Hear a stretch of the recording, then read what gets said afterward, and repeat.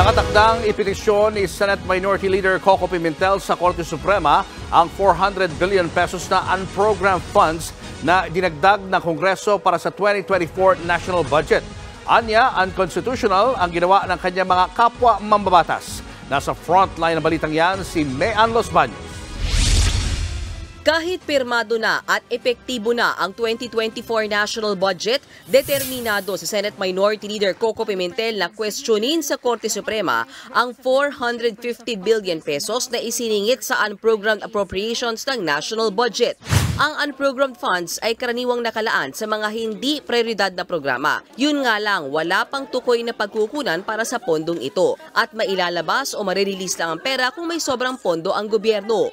Kung orihinal na National Expenditures Program o NEP ng DBM kasi ang titignan, halos 282 billion pesos lang ang hinihingi nilang unprogrammed funds ngayong taon. Pero sa bicameral conference ng Senado at Kamara, dinagdagan pa raw ng mga mambabatas ng 450 billion pesos ang naturang pondo para isubmit at papirmahan sa Pangulo. Kaya sa pinal na 2024 General Appropriations Act o GAA, 731.4 billion pesos na ang unprogrammed funds. Higit doble sa orihinal na plano. Kaya lumalabas daw, nasa 6.4 trillion pesos na ang budget ngayong taon, imbis na 5.7 trillion pesos lang dapat.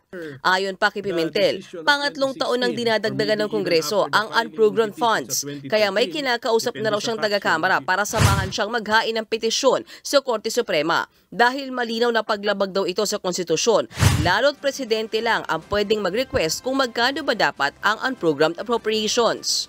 So parang nasisircumvent din yung idea na supplemental budget. So meron palang mahalagang gagastusan.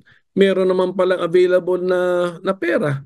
Bakit natin ilalagay ngayon sa unprogrammed at gagawin mong conditional na? Proper way to do it is to enact a supplemental budget.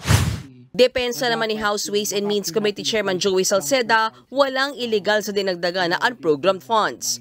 Sumangguni raw kasi sila sa DBM at kinumpirma nitong hindi bahagi ng fiscal program ang unprogrammed appropriations. Ibig sabihin, hindi labag sa konstitusyon kung dagdagan ang pondo rito dahil hindi raw ito kasama sa appropriated budget na nirekomenda mismo ng Pangulo. Sa ngayon, target daw ni Pimentel na maihain ng reklamo sa lalong madaling panahon. Kung manalo, pwede raw ideklara ng EC na unconstitutional ang buong 2024 budget o kaya naman ang ilang bahagi lang nito gaya ng 450 billion pesos na unprogrammed funds.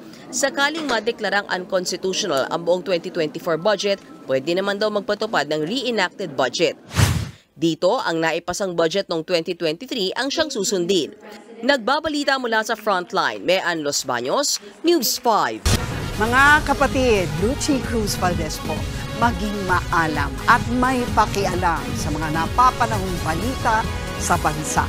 Tumutok at mag-subscribe sa News 5 social media pages.